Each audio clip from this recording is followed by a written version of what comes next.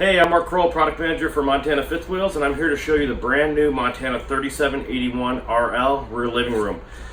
This floor plan combines a lot of the best features from some of our past floor plans into one fantastic floor plan. Starting at the entryway, we have the stackable washer dryer closet, where of course you can install a washer dryer or it's just a massive entry closet.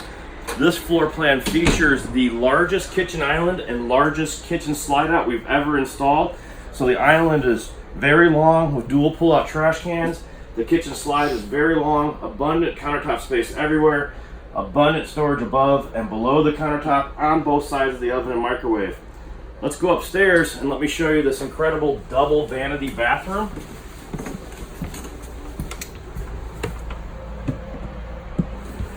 So a double vanity bathroom in here with a nice opening window. Plenty of space, of course, our 4 foot by 2.5 foot seamless fiberglass shower.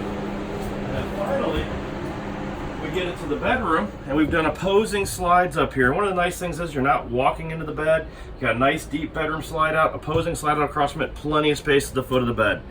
For more information, please check out KeystoneRV.com.